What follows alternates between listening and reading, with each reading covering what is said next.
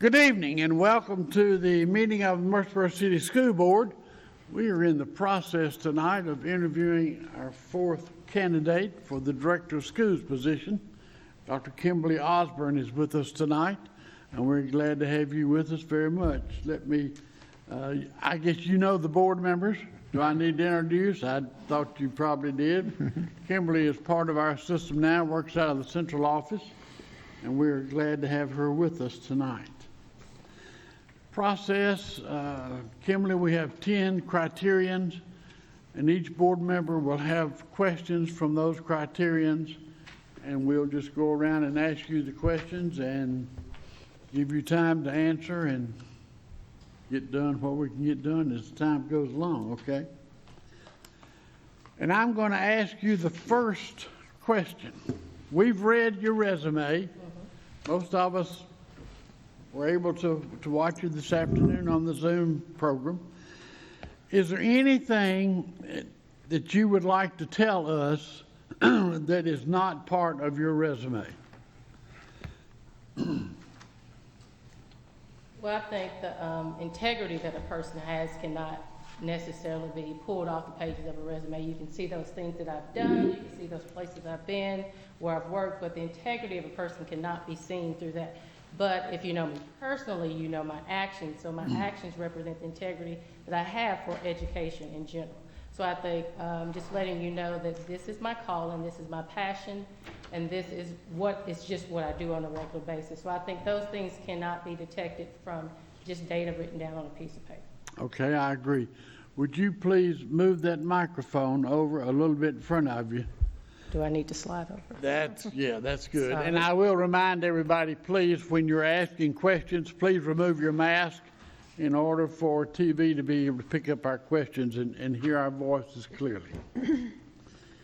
What will you do to create an atmosphere in the schools that will lead to educational excellence for all students?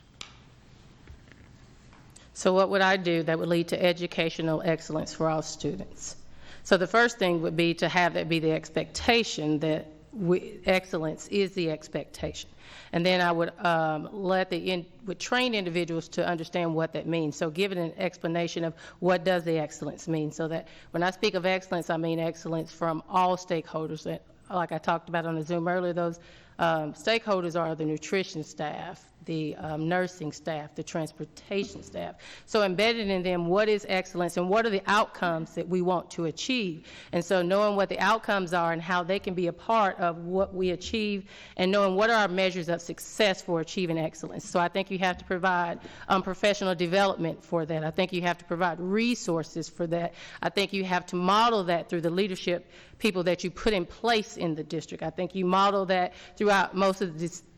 I think you model through the decisions that you make for even on the daily things that you do. You know, the start of school, what does that look like? Do we come in late? Do we come in on time? What is the expectation for the parents? So I think you model the excellence by explaining and setting the criteria so that everybody understands what excellence looks like to everybody, so we all have the same common understanding of what it looks like. So I think setting the bar and making sure it's a clear vision and expectation, and that they understand it, and that there are continuous trainings that provide a clear explanation for those new people who will enter after this has already begun. Okay, thank you. What do you consider to be your major strengths? Give me, let's say, 3. One of my major strengths, and I can answer quickly because we talked about this earlier on, I referenced it earlier. My strength is a growth mindset, and I say that because I'm always looking for what is the next step. So what is the next step for Murfreesboro City Schools? This is where we are. What is our next step? So looking out there and looking at what innovations are going on and seeing if those are applicable to Murfreesboro City Schools, not just to put something out there because it looks good, but how would that fit into the why of Murfreesboro City Schools? So I am of a growth mindset that all means all. So all students can learn. Everybody can be a part of the success that we have. And so even teaching others that the growth mindset is something that says we're not in a fixed position. Everything we are is just right now. So looking to the next step. So having a bigger, broader vision of what is next. So that's my growth mindset. Solution oriented. I'm not the solver of all problems, but I can get a group of people together, professionals together, that we can work these things out and find a solution to problems instead of just letting problems fester. So I think I'm solution-oriented. Another would be I'm a learner. I like to read for knowledge's sake. I like to read for the application of education itself. I like to know what is new, what is coming, what has worked, what hasn't worked, so that I can be prepared to offer options when we do have leadership meetings. So I like to be in the know of what's coming down the pike, in the know, so that I can be a valuable asset to the position that I am in. Okay. Ms. Barton? Okay, criterion 1 is all about change. So describe a significant change that you initiated in your current role, and tell us what evidence you have to show that it was a positive change, and how did you build support for that change? So in my current role as coordinator of data and assessment, I would think the importance of data, the importance that data and assessment is in the daily instructional process. So I think coming in, we did assessments. That's just a norm that you do assessments because it's part of the state process, and they give you benchmarks that you must do. But I think coming in, I helped work with the knowledge where we already were, moving to the next step to say, how does this data now need to impact instruction that we have day to day? Why is this assessment important? So we're not taking assessments just to fill a state requirement, even though it is a state requirement, but we're taking these assessments so that we can inform our instruction, inform our practices, and know where our kids are, because if our ultimate goal is for our kids to be successful, we have to know where we are. So I think we began that process, and I began with administration and talking about the importance of data and allowing them to see how can we break data down and disaggregate data, and even talking and teaching about subgroups, which are a part of the state data. So we're looking at our own data now through the lens of a subgroup, and what does that mean, and how do we help each of these subgroups progress, so if we're not really reaching all. So we started looking at data in a more holistic approach versus just we're taking an assessment or we're taking a test and this is something that's mandated. So I hope that right now, if you would ask somebody, they look at it as a piece of the educational puzzle that is needed for us to improve our practices. So that is what I hope that I have brought to the table. And my evidence of that is that after every assessment, I get calls from everybody, when is the data coming in? When is the data coming in? What do we need to do with this data? I'm looking at my data, this is what it says. What is our next step? So I think the enthusiasm of data has changed because we're looking at it as a growth process instead of punitive. Okay, having been a principal here not that long ago, I mean, back then when we looked at data, we were kind of doing that. So what are you doing now that's different than what we were doing? So right now we do administrative meetings, administrative collaboratives, where we go to the school and we sit with the team, the administrative team, the academic coach, the entire instructional team, and we sit and we talk about the data and we talk about what are our next steps, what are our plans, and then we talk about how could we use this data to improve that instruction. I can't say that it could be different from when you were there, but I know that we're looking at it in a deeper manner than we were, and now we're more anxious to get data and look at data and how it informs our practices. Okay. How do you keep up with educational research and initiatives that may drive change?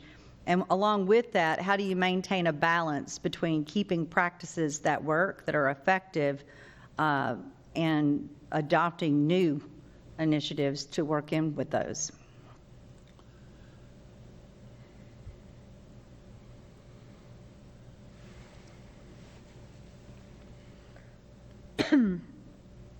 So I am a member of TOS-TN, which brings in speakers that do talk about the new things that are coming in education. So they have different things that you can register for and take and get that professional development. So they keep abreast of what is going on in education. I also just read, and up until my doctorate degree, I stayed in school for years. I was in school most of my adult life until 2016. So I stayed in college getting more information continuously. And so I think that is how I've kept abreast, just reading books, being in college, and joining professional organizations to help be in the network of what is going on. How would I balance bringing in new things? I would look to see if that practice would actually work in Murfreesboro City Schools. So whether that would be talking to teachers, talking to administrators, asking students, how do you feel about this? How do you think this would work if your teacher were doing this? Just getting communication pieces to see if it would be a practice that would work in the Murfreesboro City Schools, because everything that's a best practice is not a best practice in your learning community. So just looking at the new things that are coming down and saying, would this be a best practice that would work for our students? And if it's not, that's not something we need to add. So getting teacher input, administrator input, and even student buy-in, how does it work? And so we don't have to initiate everything, because if we are doing great, do we need to add something else? We should always be aware of what else is out there, but it doesn't necessarily mean that we have to change what we're doing because something new comes down the pipe. Okay. Criterion 2 is about listening and a commitment to keeping the lines of communication open with different stakeholders. So give us an example of when you've changed your mind and taken a different course of action as a result of listening to others. And did you ask for that input, or was it offered another way?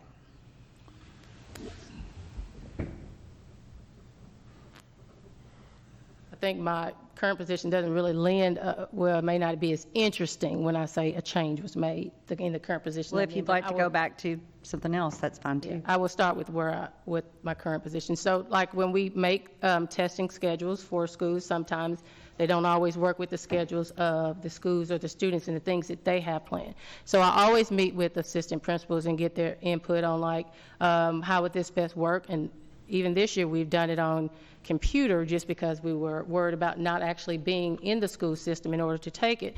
But we've given them the option before each test, would you like to take this on paper? So we made a decision up front, but then as time has gone on, we've said, well, maybe we're not getting the right evidence that we need to get, so here's another option. We made that choice based on where we were at the beginning of the school year. Now that we're in it, we see that there may, paper and pencil may be a different option. Or disciplinary actions with students, like you may get into something with a student, you may have a consequence for that student. And then as time goes on, you may end up changing. It doesn't have to be an open discussion with everybody, but just getting to know students and knowing where they come from and understanding that some things that they do, the actions that they're taking doesn't always mean something really bad. And I don't know if that explains what I'm saying or not, but like a student does a consequence and you have traditional things that these are the actions that you take. Well, you may have decided to take an action, but then the more you investigate and realize that there are some underlying conditions behind that, you may decide to take a different corrective action, but you want the student to understand the behavior and that behavior was unacceptable, but it may not need the same consequence that another student has because of their circumstances. So equity when you are making decisions. All right. In your administration, what avenues are open for you to listen to the concerns of employees, students, parents, community members? And how do you plan to have time available for all involved? And I think something else I've added to this, and I'll be happy to repeat any of it, but oftentimes you make a decision that goes against the input of maybe most of your stakeholders, or at least a good portion. What kind of recourse do you take? How do you get back with those constituents, or do you? So is the first part of your question about how do I make time to be involved? What kind of avenues would you have open? Well, I think we would use the lines of communication that we currently have, like with Lisa Trail, who does a lot of communication. I would myself, again, be the biggest cheerleader for our district. I would be out there in the public meeting with people, going to different organizations that are having meetings in the community and talking about Murfreesboro City Schools and how we would like them to be a part of our school system. So I would make time to do those events.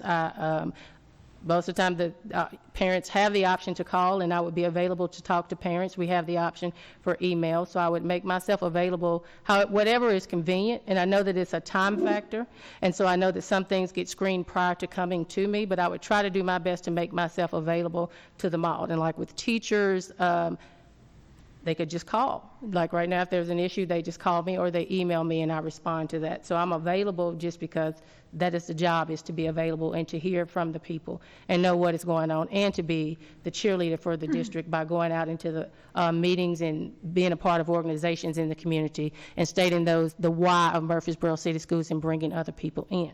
So if there's a decision made that is not necessarily favorable to the constituents, we have to always go back to the why. And so every decision that we make will not always satisfy everybody. I think right now we're in a situation where some of the decisions that are being made, it's not satisfying everybody, but it's about the why we're making decisions. And so if we can get people to understand the why behind decisions that we're making, and that we're doing everything based on the best knowledge that we have for right now, and nothing is ever intentionally done to cause anyone any harm, but it is what we have to do for the time being, and next time it may be a different decision, but always going back to the why we made the decision we made and asking them to understand that. But most of the time, before you ever make that decision, you've gotten their input. And so going back to your constituents after you make that decision and letting them understand the why behind your decision and that it makes sense for the time that we're currently in. Thank you. Thank you. Ms. Moore? Thank you. Good evening, Dr. Osborne. Good evening. My questions are about creating excitement and building relationships. So the first is, what have you done to create excitement and to generate support for public schools? I think this goes to your point about being a cheerleader.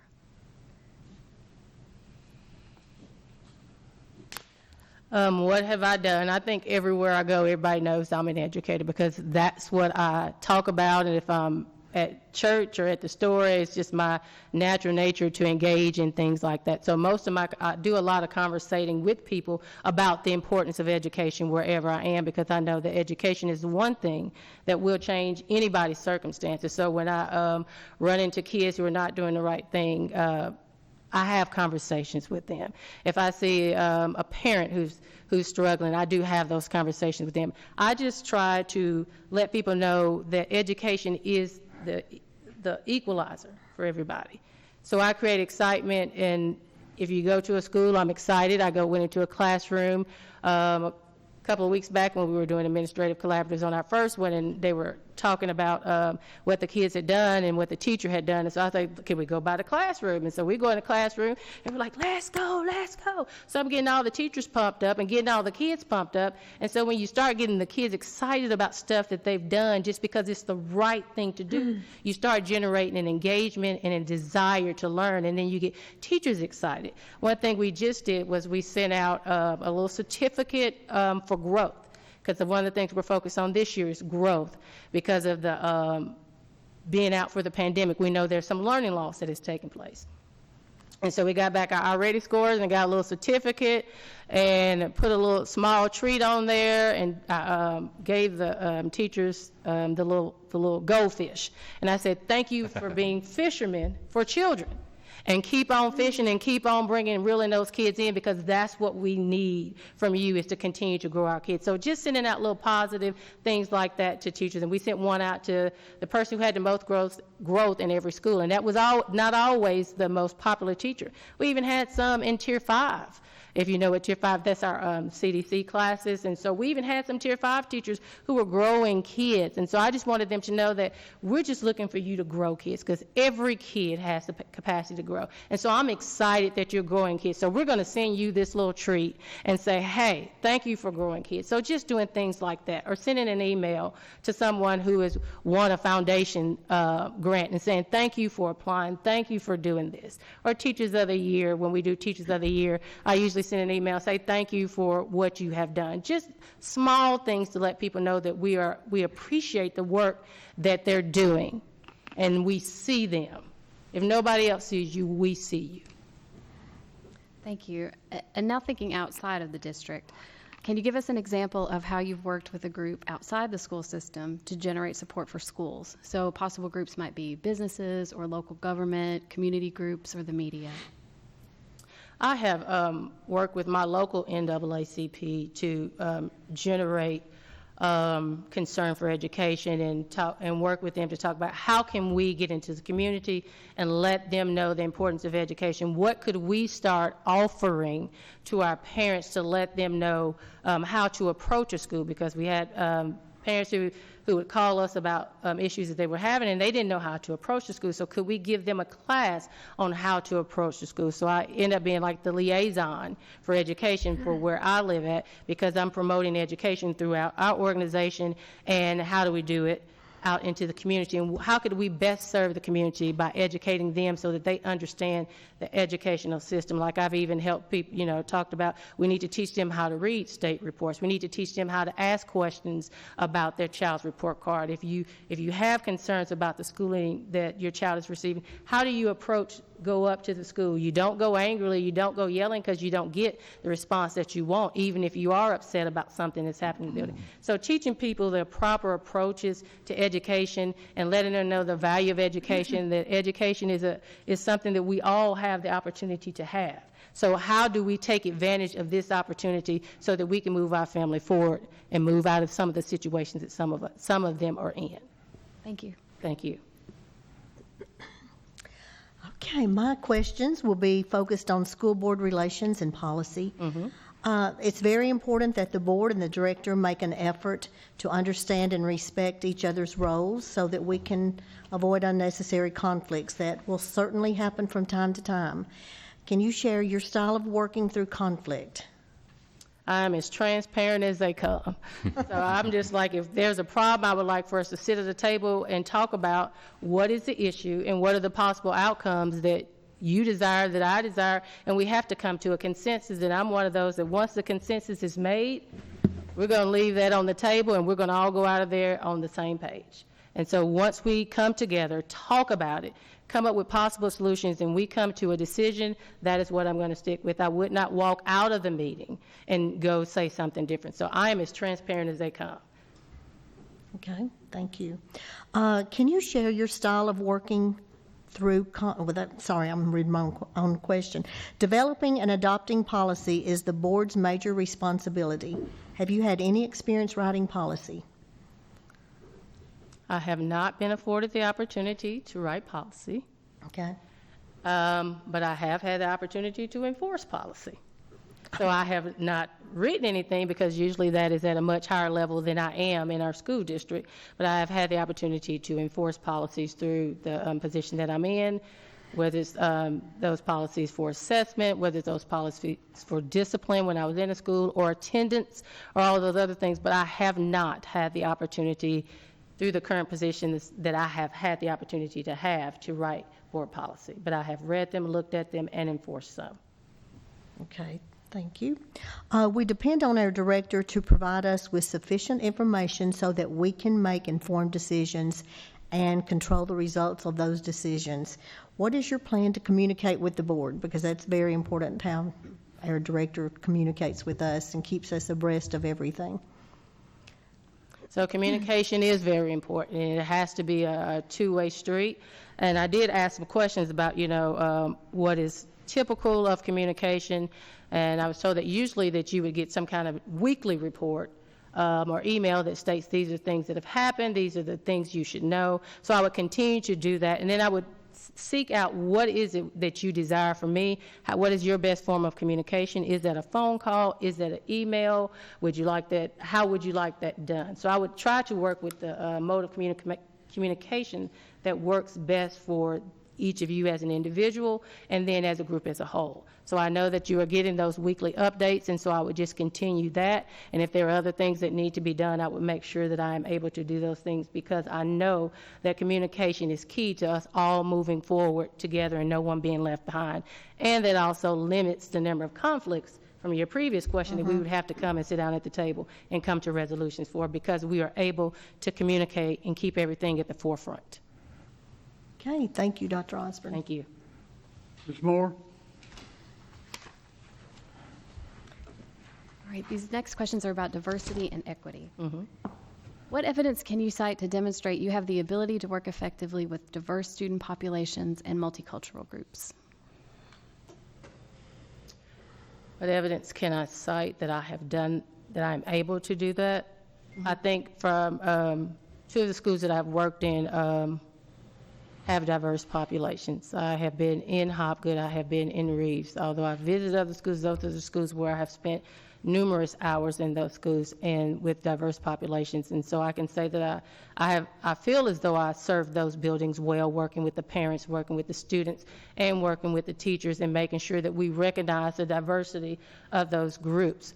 I remember instances when we had a brand new culture coming into our building, and so we reached out to our parent liaison and said, hey, we need you to come in and educate us because we do not understand.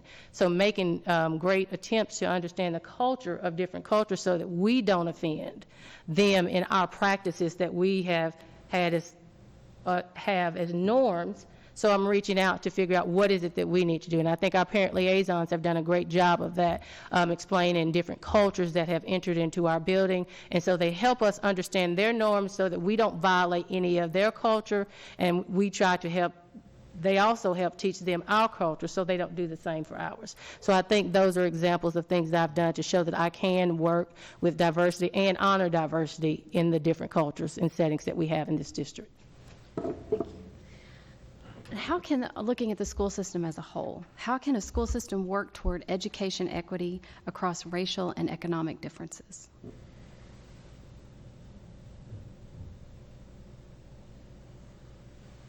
You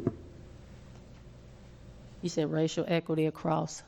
Across racial and economic differences, what can the school system do to create education equity given those differences across the system? I think in order for us to create equity, we have to have an honest look at each building and say, what do we see in each of those buildings? And when we identify those things, prioritize those things, because there are, if you have a high economically disadvantaged school, there are things they're going to need that a school across town may not need, because those kids will already come fed, those kids will already come clothed, they will already come with the basic supplies in their house. So you don't need to provide those things. So when we're talking about equity, we need to look at what each school brings, what do those students bring with them, and then we need to allocate resources accordingly. So that means that everybody won't get the same thing because everybody doesn't need the same thing. So we need to allocate our resources. We need to look at, do we have images or mirror images for these kids to see? So when we start looking at who are the teachers in that building, do we have a diverse teaching staff to help with that diverse population? And at no point in time am I ever talking about sacrificing the quality of a teacher to have that diversity in a building, but I'm saying, do we have a diverse teaching population to match the diverse student population? And what resources are we allocating to those schools to make sure that we're meeting the needs of those students? So if we need an after-school program at a school to help with the improve the literacy rate, are we putting an after-school program there? If we need to provide them with backpacks for foods, which we already do for some students, do we need to add more to that for certain schools? Are we making sure that we're meeting the needs of our kids so that when they actually come into the classroom to learn, that they're ready to learn and they're able to be engaged because we have taken care of some of those other needs, because we have taken a deep look at what are the needs are in that school by doing a needs assessment, talking to the teachers, and even having some parent contact. So we just need to look at what we have in each building and allocate our resources and prioritize what is needed. What are those things that are going to help the kids be a better student? So moving from that standpoint. Okay, thank you. Thank you. Mr. Settles? Thank you, Mr. Chairman, and thank you, Dr. Osborne, for being with us tonight. Thank you for allowing me to be here. Certainly our pleasure. My question, the first one I have is, when, to what group, and on what subject was your last speech?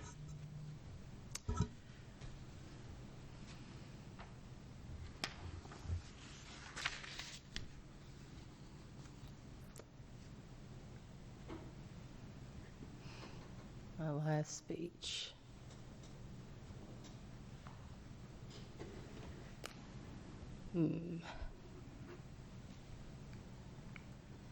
I did a speech at Columbia State Community College, and my speech was on education, which is what I was called in to speak on. And I talked about the importance of knowing where your child is in education, knowing, again, how to communicate and knowing the importance of, if my child is behind, what are my next steps. So I was trying to enlighten the group that was there on the importance of education and how do you get inside the walls of the school to make sure that your child is getting educated, and that there is no reason that you can't go in. There is no reason that your children should be behind. I always tell everybody, everybody's brain is the same. If we look at it, just the physiology of the brain, most people, you have 2 arms, you have 2 legs, you have a brain. It's how the brain is nourished that makes the difference. And so I talk to parents about making sure your child's brain is nourished and talking to them about what they can do and the power of the number of words that they speak to their children. I talked about the difference between different households and that certain students come in with a vocabulary 3 or 4 times that of children in poverty. So even if you're in poverty, just having conversations with your children on a regular basis increases their opportunity for success. So just, again, highlighting education, and that was at Columbia State Community College. Beautiful. Thank you. My next question is, what is or what would be your favorite presentation topic? Well, let's see. My favorite presentation topic. It would probably be equity, and I tell you why. I talk about equity a lot because even though my mom was married, it was a difficult situation for our family. There were 7 children in our household. My sister and I really think I'm more intelligent than she is, but I know that's not what we're here for. But so I have my sister and I, we're 11 months apart. My sister was afforded the opportunity to get in all advanced classes because she was quiet, she didn't say much, she didn't bother anybody. Me, on the other hand, I was a little bit rowdy, and so I was not afforded those opportunities. So what that led for, because we didn't have equity, even though I made the grades to do exactly what she did, I still wasn't afforded those opportunities. So what happened was she went to TSU on a presidential scholarship. I went to MTSU on student loans. So I know the value of providing equity in a classroom, equity within your school district, not looking at the exterior component of a student, but allowing all of them to have opportunities based on what they exhibit to you. And so I always tell everybody, my sister's debt-free. She went to college, presidential scholarship, didn't have any of those things. I, on the other hand, incurred debt, and that was because I wasn't allowed the same access that she was allowed, so I could be just as successful as she is. And we're both very successful people. Again, I'm going to say I'm just another step higher than my sister, but again, we're not here to debate that. But the equity piece kept me from coming out of college with no debt. And I always tell people, so I'm trying to instill in people I know and my nieces and nephews that if you go to school and do the right thing, everything can be afforded to you. But as we're working in the district, I need to make sure that we're allowing that to happen. So me speaking of equity, just because it's a personal experience, is one of those things that I like talking about, making sure that we're affording all children the opportunities, and especially those who are special needs, those who have ESL, those who have boundaries that we know are roadblocks. What are we doing to make sure that they have access to education? So equity would be my topic that I would speak on. Thank you. My last question, have you been successful in getting strong parental and community support for a school, a program, or a district? And if you could tell us about one such success. I know you were at Reeves-Rogers.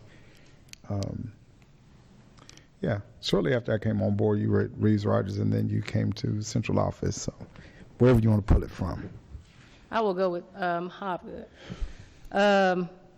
Entering Hobgood, I entered as an assistant principal. There was no PTO at the time. I helped create a PTO that was sustained for years, even after I left. So what that did was they brought in parents into the building that got us parental involvement. We started a Thanksgiving dinner there. So what that meant was I was like, I want families to be able to come in and have a meal. So we work with our PTO and we work with other people in the community, Olive Branch Church, to come in and help us provide this meal to our parents at $1. And it was all about bringing the families in so they could meet their kids' friends, they could sit around the table and have a communal experience and also enjoy a Thanksgiving meal. And the teachers did all the serving. The administration did all the serving, so parents just came in, sat with their kids, and enjoyed meeting the other members of our community. When I say our community, I mean the school community. So starting a PTO at Hobgood is one of those things that I am very proud of, and it was sustained for many years after leaving there, and creating the annual tradition of the Thanksgiving meal. And I also took that Thanksgiving meal to Reeves Rogers, and so we did that annually at Reeves Rogers. And to me, it was just a blessing to see other people be blessed, and they were coming in with their families, and to see a kid get excited about, oh, you know, my whole family's coming, because they're bringing 6 or 7 people for $7 to eat an entire Thanksgiving meal. And that came out of partnerships with Olive Branch, because the lady, her name was Miss House, who did all the cooking. Miss House, if you're watching, it was awesome. So Miss House was our cook, and she came from Olive Branch, and she came in and did the meal at a reasonable price so that we could serve those families at $1 a piece. So creating that communal relationship, those are the things I was proud of, and creating that PTO to bring parents in, because they were able to bring other parents in because of that PTO. Thank you. Mr. Ballard? Okay, thank you, Mr. Chairman. Thank you, Kimberly. I appreciate you so much being here for this. Thank you. I appreciate you having me. And I'm going to ask you a few questions regarding the criterion for problem solving and decisions making. So in the case of thinking of a problem, what was one that was brought to you recently as perhaps a surprise problem? Sometimes we can see problems coming, but sometimes they hit us just as soon as we walk in the door, right? Mm-hmm. So one that is brought to you, and what was that problem and how did you handle it? Okay, so a recent problem that was brought to me, and it was just as recent as it began right before Christmas, rolling in, the holiday, I'm sorry, began right before the winter break and came in, still coming in now. I do work with the ESL department, so in speaking to my ESL teachers through a Zoom, I was asking them, how is it going, what's happening, what do we need to address? And one of the concerns that they brought up was that when their students are being quarantined, they were missing some instruction because they didn't have an effective means of communicating because of the language barrier. So I have worked with the parent liaison, I have worked with our technology department, and the ESL teachers to make sure that from now on, when they are quarantined, that the parent liaison reaches out to the parent, that they are provided with technology, which means a computer and a hotspot if needed, so that we can make sure that that barrier that keeps them from getting educated has been removed. So even right now, when we're working on these different schedules that we're doing, we was like, what do we do to make sure during this different schedule that these students are still having access to education? Because they may take home a packet, but because they don't speak English and they don't read English, they may not have access to learning. So those are some of the things we put in place. And then even working with the ESL teachers so that they get the grade level packet and they have office hours, and they have communicated those office hours to the parent liaisons and to the parents through Dojo. And so they know, students know I can call my ESL teacher to help me understand my grade level work during these times every day. So that is a problem we just recently had, and through working with communication department and parent liaison and technology, I think we have created a better system. I can't say this 100% proof, but we have at least made an attempt to bridge the gap between what we know was not happening and what we know should be happening. Very good. Next question would be to tell us about the most important decision you've made recently and how you involve the people who would be affected by that decision. So the most important decision I've made recently, I would think, would be applying for this job. Because I do know the toll that this will take on my household if I do receive this job. So the people I have involved would be my family members, because that means I would be moving from Columbia to Murfreesboro to accept this job. So I, talking to my sisters, my mom, my husband, even my son who's out in California. So having those conversations about the family dynamics that would take place if this is something that we did. So just involving the stakeholders, just like if it were something outside of my family. How it's going to affect our household, how it's going to affect our family, and what are the things that we need to do to make sure it does not become a burden to those others, because this is something that I desire, something I would like to do. And so what are the best steps forward for us as a family? Okay, thank you. Mr. Richardson? Yes, Mr. Chairman, and thank you.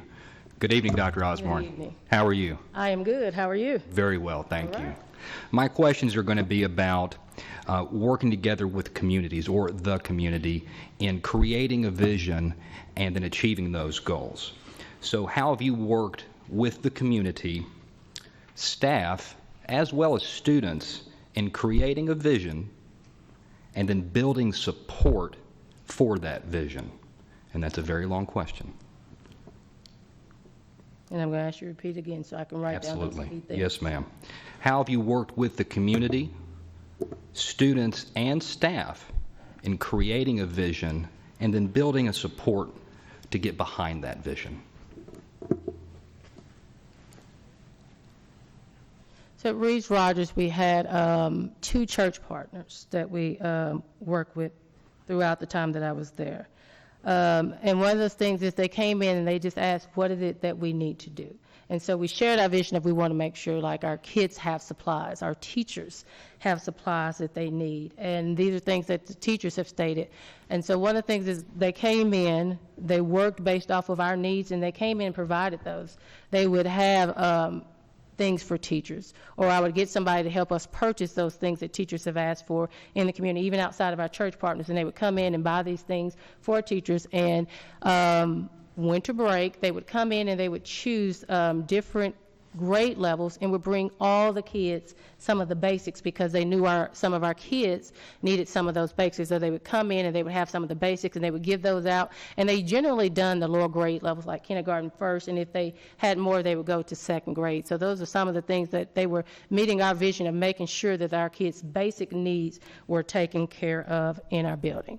And so they knew what our vision was, which was to meet those basic needs of kids so that they can come in and do those things. And they even did the fall festival at our school, so to give the kids the opportunity and families the opportunity to come at a reasonable price and just enjoy that family time. So working with the churches, they would come in, they knew what our vision was, and all they wanted to do was help support that vision and what could they do. And so they even adopted classrooms. So different Sunday school classes would adopt a class, and they would do things with that class and that teacher throughout the year. So they understood what our vision was, and again, they would just come in and try to support.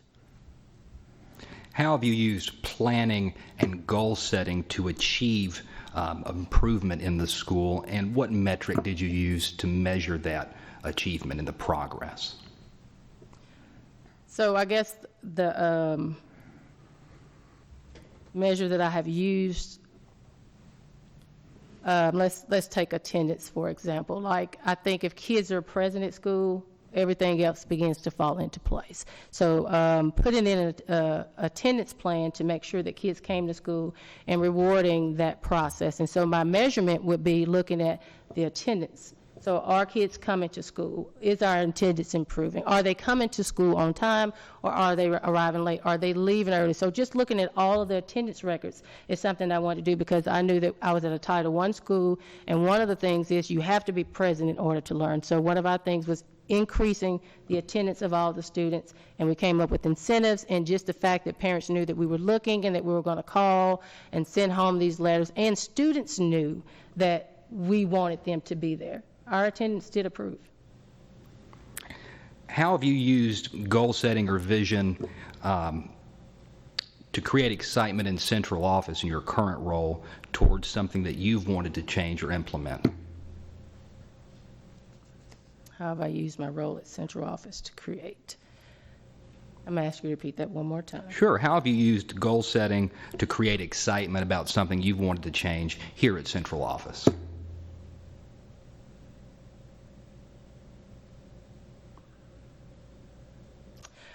One of the things I can't say I want to change, I just want to improve. I want to improve how we use data in the classroom. And I can't say that it creates a lot of excitement when you talk about data, so let's just be honest. But I would say I do want to improve how we use data in the classroom. We have a lot of new teachers, and some of those things that we used to have professional developments and some of those other things that are not still in place. So we have new teachers coming in, and they don't always understand how to use the data to improve instruction. So what I want to do is, what we're trying to do right now is, and we're doing a PD on the 27th with all of our 3rd through 6th grade teachers, is to try to teach them how to use TVAS data to improve their instructions and let them see what their teaching impact is on students. So that is one of the goals I have, is what is your teaching impact? Do you teach to the high, to the middle, to the low? What level are you in growing kids, and how do you read these reports? Because again, my goal is to get them to be able to use data to inform instructions. Not that the state's data is the only data, but that is the data that I have access to and I am in control of, making sure that it gets disseminated to them, because there's lots of other data that they can look at, and that is not, again, there's no one piece of data that controls and informs all instruction. But I do want them to have access to those pieces of data that they have and understand how they use it. But again, I'm not going to say that that's going to generate a lot of excitement, but it is going to generate knowledge, which will eventually trickle down to student improvement. Excellent. Thank you so very much. Well, you hit on computers and technology a little bit. So let me ask you this question. I think we all will agree that there is a need for 1-to-1 ratio on computers. Yes, sir. How or what goals for the district would you have regarding technology? Well, one of the first goals would be the one you just stated with the 1-to-1 technology. I would also like to invest in the hotspots, because I do know that when we are virtual, that all kids don't have access, and I do believe that virtual learning is going to be around for a while. So I want us to start investing in those things that we know are now going to be here for a while. And also because, during summer schools, like looking at different options for summer school, being innovative. So if kids aren't going to come to us, could we use technology? Could they take technology home and us still be able to reach out to them and have educational sessions with them at home? So my goal is the 1-to-1 and investment in hotspots, so that access to the technology is available. Because I can have a computer all day, but if I don't have access to interact with any of you guys, it really doesn't do me a lot of good. Or if I don't have access to go online and use some of the platforms that we have, like Already, Lexia, Imagine Learning, Reading A to Z, that computer is useless. So not just having the technology, but also adding the component that allows them the ability to use the technology more efficiently. Okay. Schools in our system range from high free and reduced to a low free and reduced. How do you plan to institute a program that would be within a reasonable expectation, as well as arrive for the needs of both the high and the low? I don't think I should be creating anything on my own. I would say that up front. Okay. So I think there are a lot of experts in our district that can help create that plan, and I would be a part of that team of how we reach in the low and how we reach in the high, because I think we have just as much of an obligation to reach our gifted kids and push them on so they can excel just as much as we have in reaching our kids who are low performing. So I don't think I would be creating that plan. I would look to the professionals and the people that we have in our district that have knowledge about the different content areas. We have gifted specialists, those people who work in the gifted arena, because they have that knowledge. I would look to those in special education because they have that knowledge of how to work with students who are performing at that level. I would look to our interventionists who also work with our Tier 2 and Tier 3 students. So I would look to the knowledge that we have in our district and bring those people in and work from there to create a plan, because there is no I in success. Okay. What learning theories have you found most useful in improving student achievement and in a better preparing students for life? A learning theory.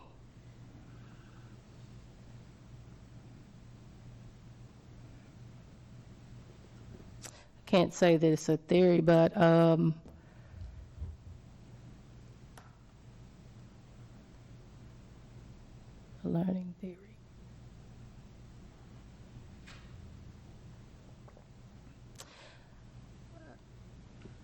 I can't say this is a theory. I just believe that,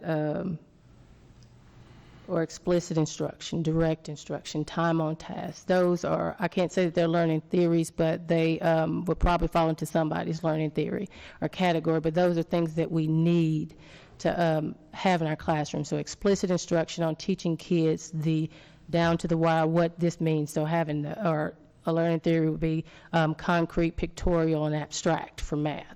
So that would be a theory on how we teach math to students. So I know we do a lot of that because we know we have to build some of those other, the bottom foundations in order to move to where kids can do the application piece. Okay, all right. Mr. Ballard? Thank you, sir. Once again, Dr. Kimberly. We've got a couple of questions here, and this is regarding a couple of diverse areas, whole child and then technology, but I guess they do get tied together. But in the example, can you give us an example of how you've used the whole child approach with each child in the community that is, and to be safe, engaged, and supported and challenged? Can you discuss that with us? How I have personally used it with the students? Yes. There was a student who had some abusive situations going on. And so we brought that student in. We had the conversations with that student. We brought in our school counselor to the meeting to talk to that student to see what the underlying concerns were. And then after doing that, we realized we needed to reach out to the parents. So we reached out to the parents, and we realized that the situation was not going to be solved in the house. So we started looking at other things we could bring to the family with a social worker, someone to do check-in. And back then we called it case management. So we reached out to a community agency that would provide case management for that family to make sure this child was staying in a safe environment. So we did some wraparound services for that family because I don't think they understood the severity of what had happened to their child. And so just making them aware of that, educating them on that, and providing services to that child so he would have an outlet to know that someone was caring about what was happening to him and that we were going to work with his family to make sure that he was safe and that that was not going to happen to him again. And so with the social worker being involved and then having a case management, which they would go to the house and check in, and then having routine check-ins in our building with our school counselor, and those things help make sure that that situation did not happen to the kid again, and that he felt like he was in a safe environment. Thank you. And just how would you define the whole child? That approach. The whole child approach, dealing with the social, emotional, physical, and the academics of a kid. So making sure that the services that we provide, and I think in Murfreesboro City Schools we have all of those services provided through, like ACEs for kids who have trauma. We have social workers allotted to schools. We have school counselors in every building. We have behavior specialists who work with our kids who have behavior issues. We have a BEST program that those students can go into and learn replacement behaviors and come back out. We have a plethora of avenues that we can take to address the whole child. We have a backpack program that sends home food.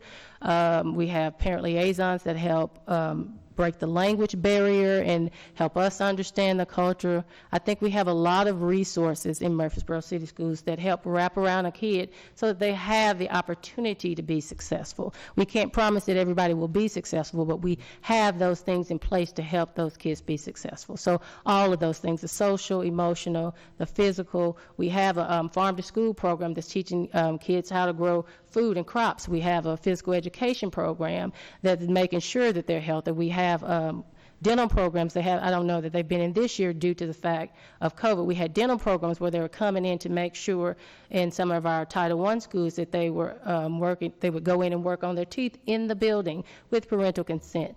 We've just had a lot of those different things in our schools, and we've had wellness checkups We do have wellness checkups, we have eye checks, we have hearing checks, we have all those things in place at certain grade levels. And then we just have all those other things that we provide out of central office that are in the school.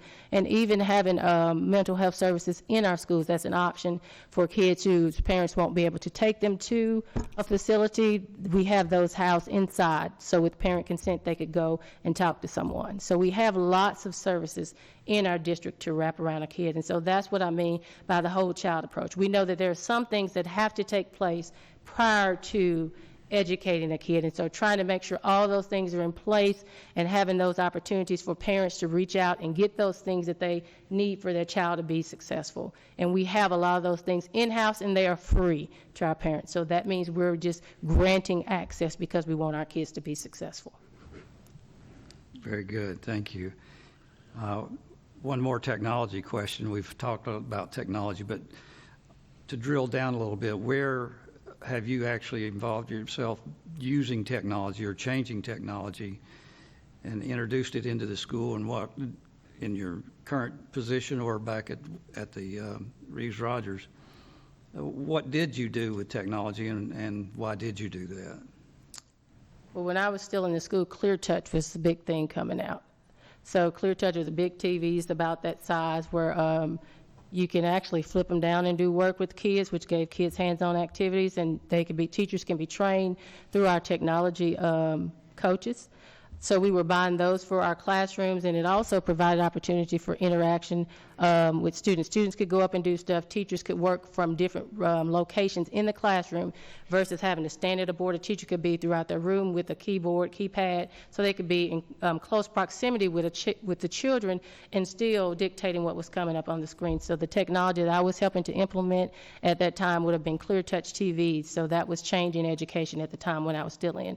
And it was for that purpose of they could have close proximity to kids and still be given instruction at the same time. And we have technology coaches in our district that were able to train our teachers on how to use those things to influence classroom instruction and student outcomes.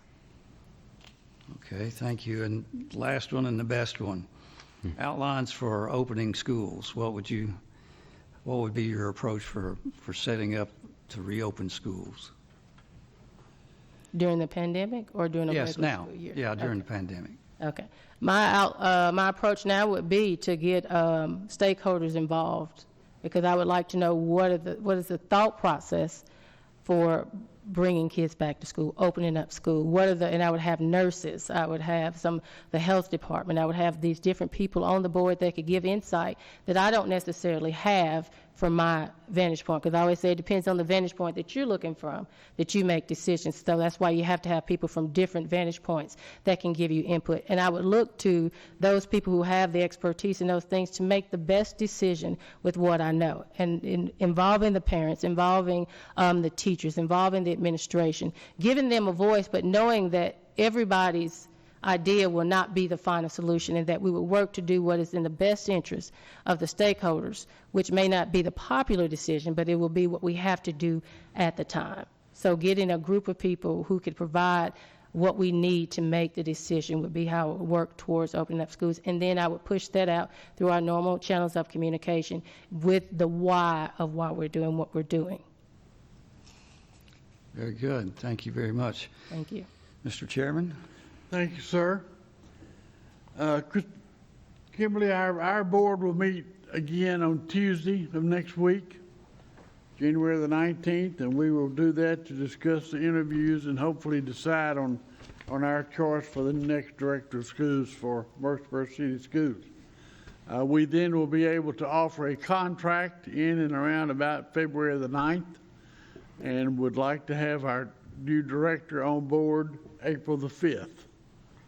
So that's kind of our timeline. Now, I'll ask this question. Is there any board member who has other questions you'd like to ask? Mr. Richardson, I'll start with you. Yes, Mr. Chairman, and thank you, Dr. Osborne. Yes. Research has shown us that food insecurity and nutrition insecurity has an enormous impact on a child's ability to achieve academically. how would you improve upon the programs that we have in Murfreesboro City Schools, such as the CHOW program, the Farm to Table program, to make sure that that's a problem that we've minimized in the maximum way?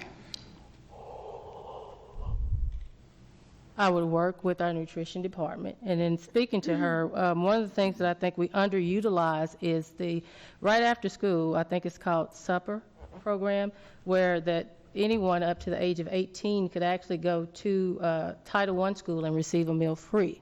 And this is when school is in, they could do that. And I was telling her, I don't really know if the community knows that. So that is another avenue that we could use to push out to help with this food insecurity. So if you're a kid and you're at home and your parents are home, they could bring you back to the school and you could get another meal on a daily basis, Monday through Friday. I'm not sure what they do on the weekends, but I know Monday through Friday, these Title I schools, that you can be provided a meal. So I think that's one of the things that we don't push out, and I think that's not something that a lot of people know about, but she talked about that as one of those things. And I think our nutrition department does a great job in making sure our kids are fed and meeting, like filling out for grants and doing all those things to make sure that we can feed our kids. And I think our community also does a great job because they work with Greg Lyles and they come in and they bring in all this stuff and they do those backpacks. So I think we're doing a good job at feeding people, but we can sort of advertise the after-school feeding a little bit. We can advertise that more because I'm not sure if that is known. I know we advertise a lot about the summer feeding program, but I'm not sure we advertise about the after-school feeding that can be done, which would also eliminate another purchase that a family would have to make, because now I can feed my kid here and I can use that money on something else that is a necessity for our family. So I think we have avenues that are there. I'm not sure if all of them have been communicated effectively to the public, and that's not anybody's fault. I think we have communicated, but if I didn't know, and I work in the school system, I thought how many parents don't know that that option is out there to feed their kids. So I think those are things we could do. Thank you very much. Mr. Chairman? Thank you. Mr. Martin? Okay, we've talked about a lot of the things that our system's currently doing. Do you have any new initiatives or any new thoughts about stuff you'd like to propose if you became the director? I would like to invest in our new teachers, because I know, like, people say there's a teacher shortage. I also worry about the teacher outage, or people say people leaving the field, and I just call it a teacher outage. One of the things I would like to do is, I know for the next 2 years we're going to be receiving grant money from the state, and we can do some creative things that with the finances, as long as it is tied to student improvement. So I know that we're looking at doing some summer school options. And so one of the summer school options that we're going to possibly be doing is the weeks leading prior up to school. We'll have a June component and we'll have a July component. I would like to see all of our new hires work in the July and actually get paid through the grant that they're going to have, and work alongside a veteran teacher and start honing in their skills and crafts, like with classroom management, classroom behavior, instructional practices, planning. What does it look like to come into a classroom prepared? What does it look like to differentiate instruction? Because when they come in, we do a lot of educational jargon. But what if we allowed them the opportunity to come in 2 weeks early and paid them to work alongside a veteran teacher and learn those skills prior to going in the classroom, so they can feel, student teaching to me is different. It gives you a little leeway, but it's really not the same thing.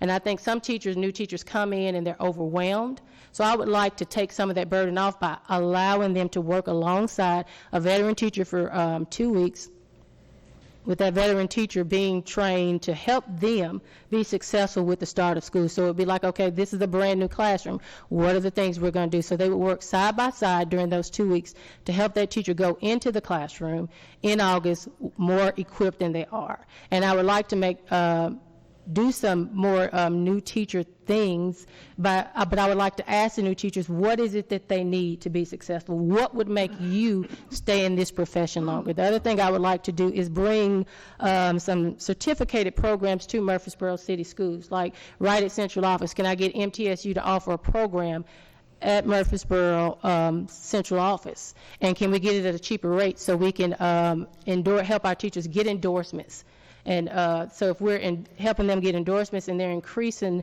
their educational skills, they would probably be more likely to stay in the field because they're investing in their education.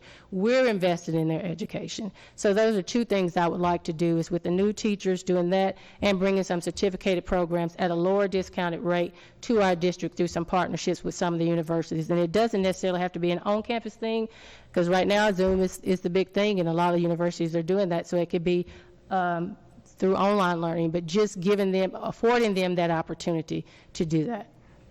Thank you. Thank you. Mr. Suttles? Thank you, Mr. Chairman. Thank you, Dr. Osborne. And I know that you have been in education for a long time, and it may be hard to answer this question. Uh-oh. Jimmy Leo, did you say uh-oh? No comment. My question is, if you were not working in education, where would you feel most comfortable? I would be an epidemiologist. That's not a hard question for me, because Okay. it is not. Because those were my two passions. It was being an educator in the school or being a patient educator and studying disease. I have a degree in public health. Basically, that was my major. My major was health education, but my minor was public health. So I took a lot of public health classes. So I wanted to go to Emory and be an epidemiologist. I love the study of disease and the transmission and all that kind of stuff. So that was my other option, but I chose teaching. So I have those two things because I want to educate people on health, because I think health allows you the opportunity to live a long life, and so does education. So I don't think, either one of them would have been a horrible decision, but I am proud of the one that I did choose. Thank you so much. Great. Anybody else? Questions? Thank you, ma'am. Anything else you need to tell us before we leave? Well, y'all have asked me all the questions that were part of something that I wanted to do, so I don't even know if it's going to have the same effect, but I'm going to do it anyway because I came prepared to do it. And I asked Lisa to make sure they move the camera, so I have to do it. So Lisa's going to be wondering why I didn't get up. Oh, a treat. Oh, it is not a gift, so don't think Oh, it's not a gift? I would hate for you to get all excited thinking this was something special for you, but it is something special for you. Because every day, parents pull up at the building and they give you the best that they have, right? That's right. It may be broken to us, but to the parent, that is the best that they have. So it is our responsibility to take this gift and do what we're good at. So open up your gift.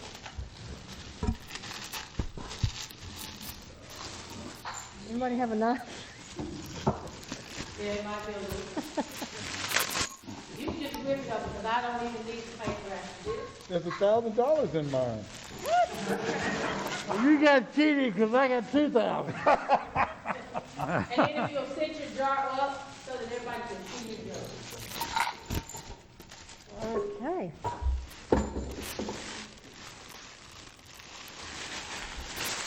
Now what do you see?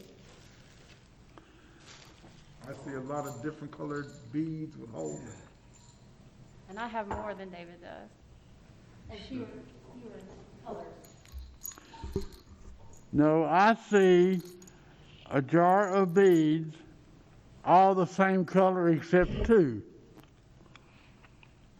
And those two represent two special needs children out of that group. So if you look, you all have different beads. They represent different populations. And I'm going to use yours as an example.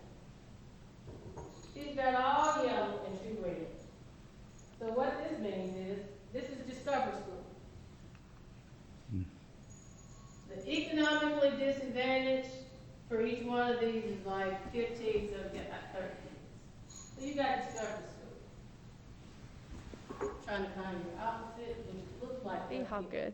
Here's Hobgood, all red, 3 yellow. This is Hobgood. So that means the majority of their building, with the exception of about 45 kids, are economically disadvantaged. But And what I, that's Hobgood. that is Hobgood. So your Discovery, that's Hobgood. So my point in showing you this is a lot of the questions you've already asked me about equity, is that we have to look inside the building and see what is inside the building when we're making decisions.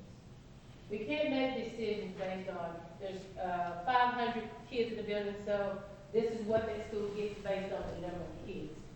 Because Discovery School may not need the same thing that Hoffman does. And so they may be successful a lot faster than these kids, but all of them should be being pushed. But how we push them is different. So Discovery kids may come with all these experiences, they come with all this background knowledge, and they may not need an after-school program to teach them literacy. But these kids might need that. So I'm saying to you, if I were chosen as your director of schools, I would want to make sure that when we're making decisions based on the students that we're serving and the teachers who are working in that building.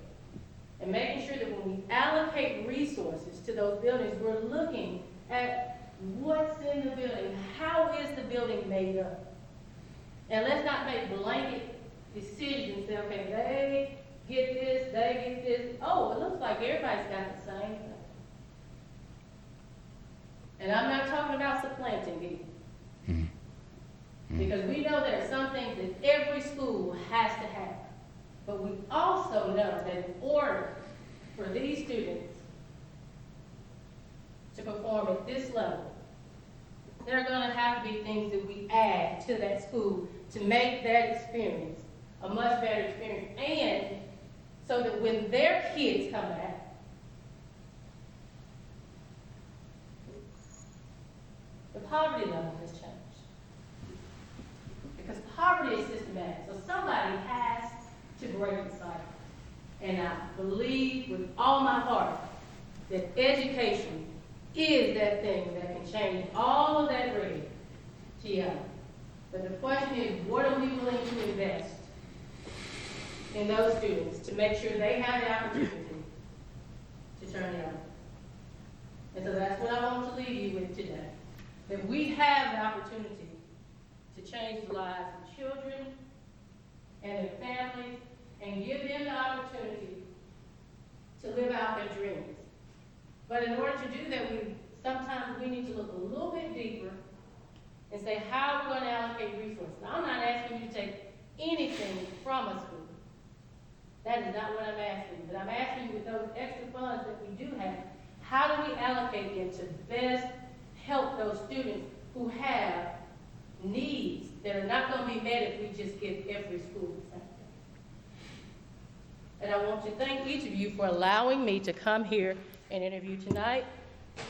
And I hope that you see my heart and my passion for education and know that this is what I'm called to do. This is what I will continue doing my entire life, because there's nothing else I would rather do. And when it's something that you love doing, it is not a job. So to me, this is a ministry. And so this is just what I'm supposed to do. And if it's not your will that I be your superintendent, that's okay, because I'm still going to do these things to make sure that I do my part to give kids the opportunity to turn their family from a red to a yellow. Thank you so much. Thank you, ma'am, very much. Appreciate you being here tonight, and we will adjourn for the evening.